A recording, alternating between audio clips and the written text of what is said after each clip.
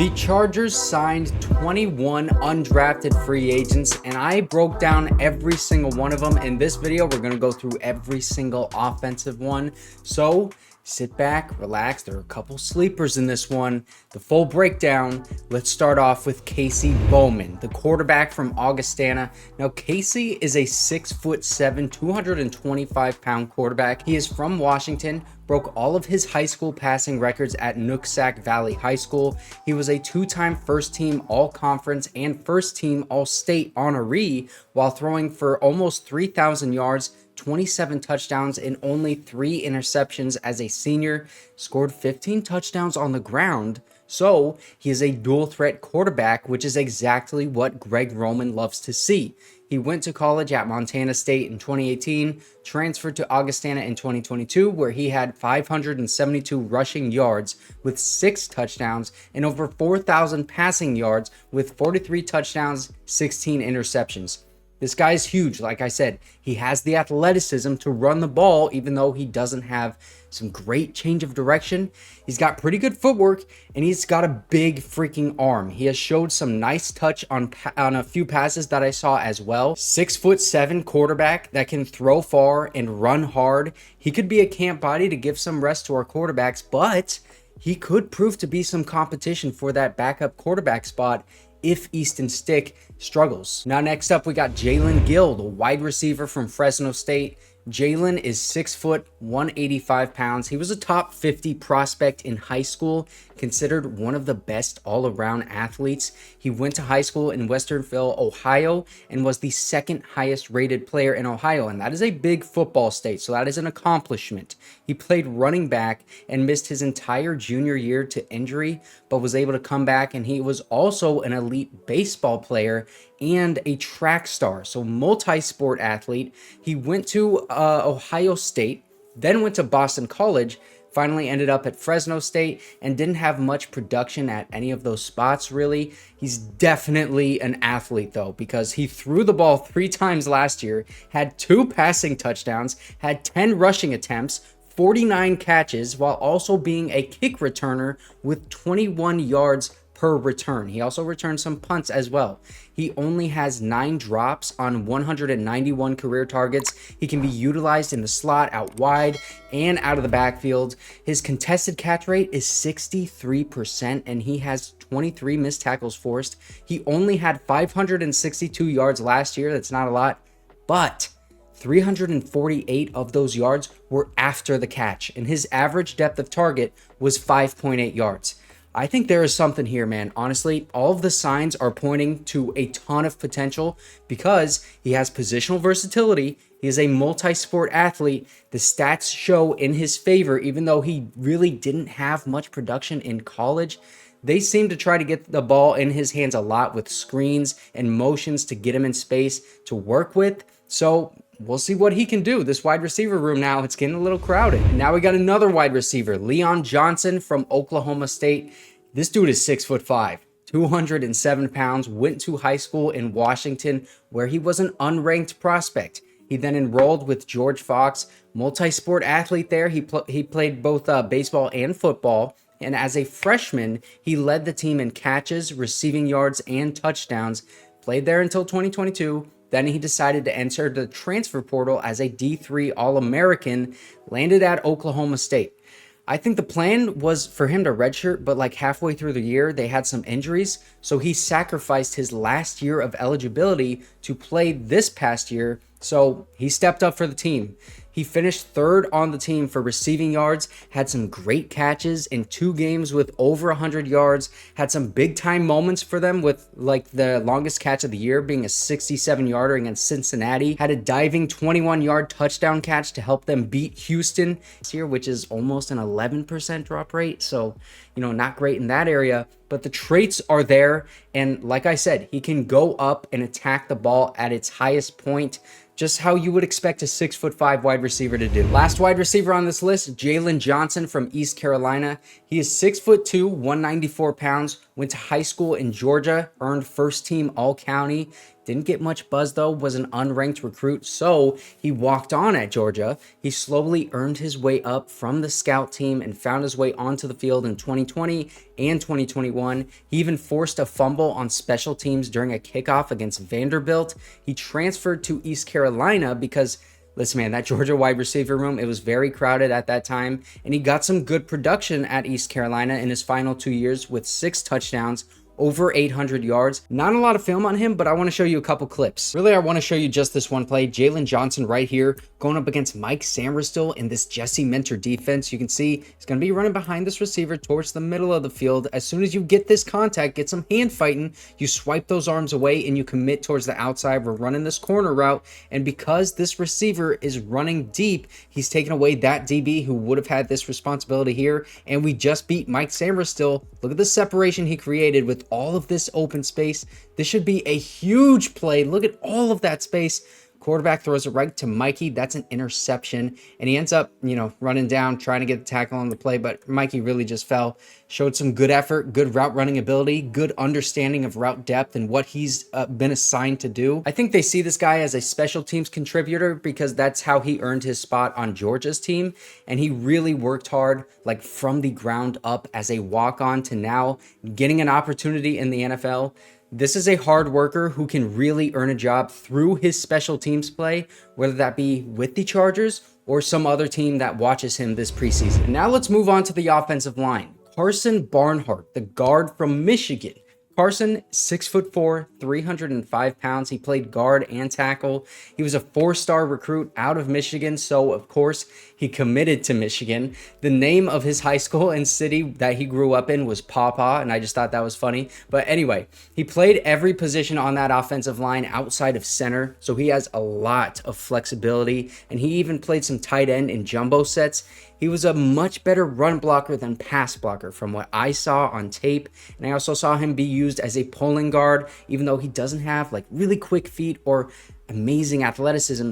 He had a good feel for space and was a solid lead blocker for those running backs at Michigan. He has a good understanding of hand placement and double team blocks. I mean, obviously, he has great size and positional versatility to play literally anywhere. He struggled against Chop Robinson's speed, though, off the edge. And listen, I know that's a first-round edge player, but I would like to see him at guard, and that would minimize his weaknesses with the speed rushers on the edge. This one feels like a sneaky one to make the roster. Like Jim Harbaugh, offensive lineman for 4 years at Michigan, played wherever he was needed, is smart as a lead blocker, tough in the run game. Watch out for him in training camp because there might be some competition at that right guard spot if he plays well. Now we got Tyler McLellan, the tackle from Campbell. Tyler is 6'8", 350 pounds. This dude is a mammoth. He was a 2-star recruit out of Georgia. He has great size for this position, man. Played mostly right tackle for Campbell. He did, though, have 33 snaps at left tackle for them, including 1 touchdown play where they ran right behind him to score against William and Mary at the goal line. That was actually his best game of the year, and his PFF grades are pretty good, like 83 overall offensive grade, 86.5 run blocking grade, 72.4 pass blocking. He's inconsistent as a pass blocker with 5 games not allowing a single pressure, but then he's got 4 games allowing multiple pressures, but he is a dude built like a Viking that wants to maul you in the run game. He's had a couple injuries in his career, but he's had a great career at Campbell, including all Big South honors several years in a row. If he can stay healthy and develop his game, this is like a prototype tackle player that any NFL team would want. Now we got Willis Patrick, the guard from TCU.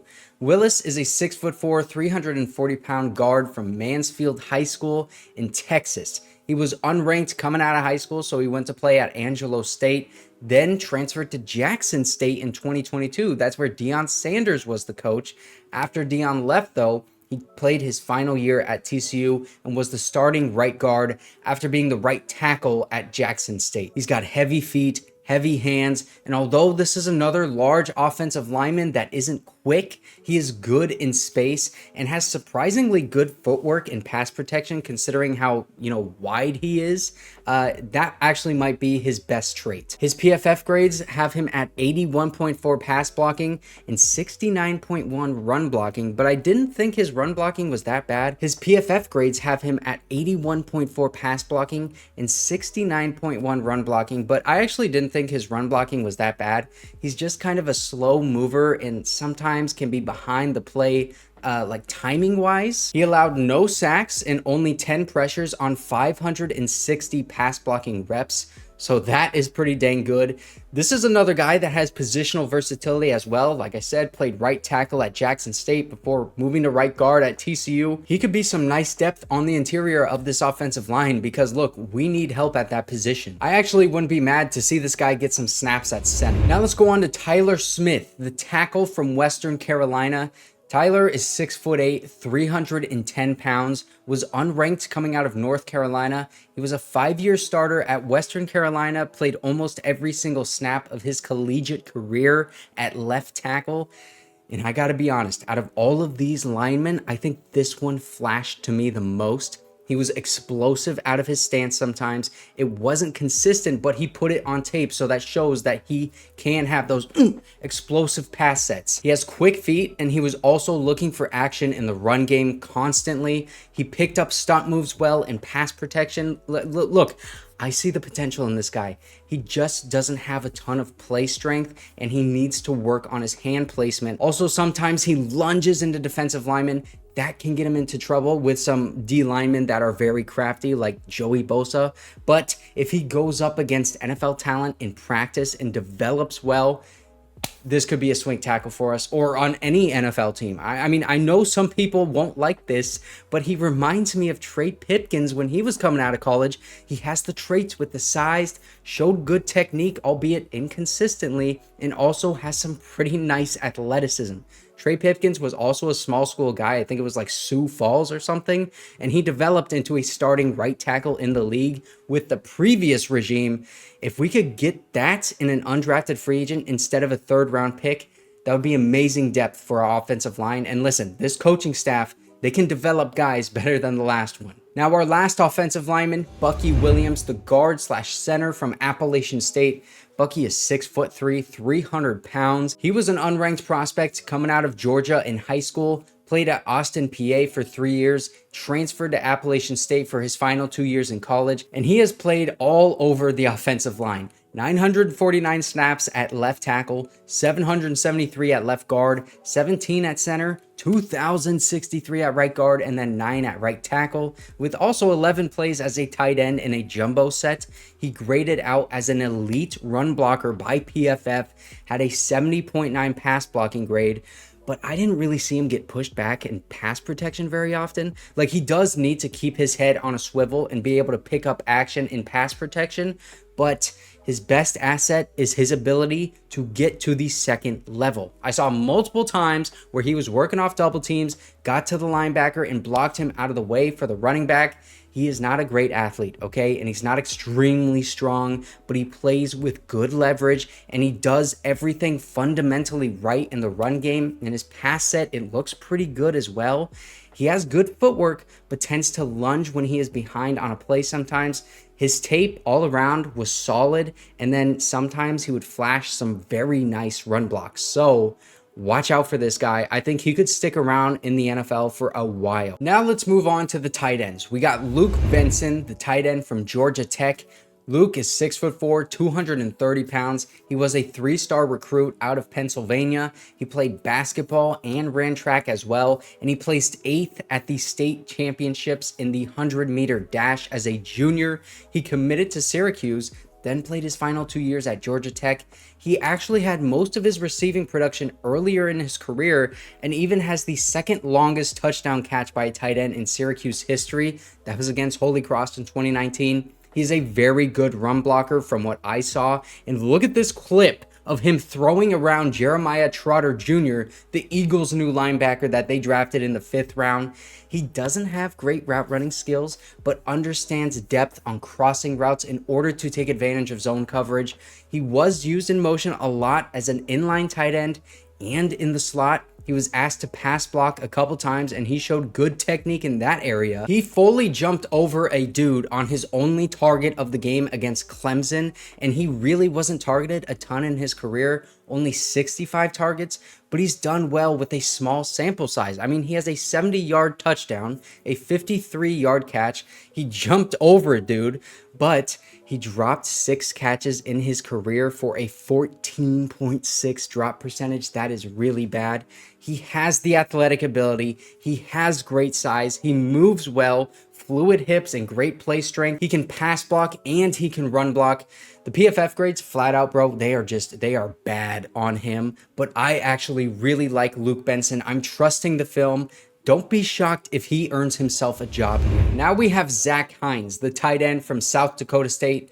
Zach is 6'6", 264 pounds, grew up in South Dakota, always wanted to play for South Dakota State. He has a great size for this position, uses his hands well to get through traffic when he's running routes. He also gives really good effort in blocking. He has very sure hands, only dropped 4 passes on 134 targets. He was really good in the contested catch area, bringing in 4 out of 5 opportunities, but he doesn't separate very well in his routes, so defenders are typically draped all over him. He also had 3 fumbles on 94 catches. He needs to be able to secure the football after catching it.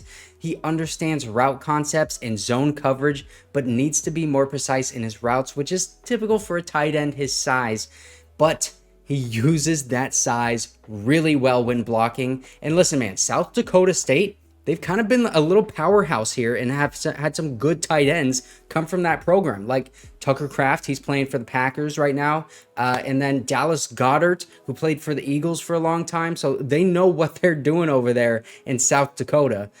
He is just solid all around. Doesn't really have the athleticism that's going to excite a bunch of people. But that is the Jim Harbaugh way, isn't it? Win the football game, whether it's boring or not. I think Zach Heins fits really, really well with what the Chargers want to do. And this is a huge tight end. I actually think both of these tight ends have a pretty good shot at making the roster. So that is every offensive undrafted free agent. This took a lot of work. So please like the video if you did enjoy it. And also, if you want to see every drafted prospect that we got, I made this playlist right here for you.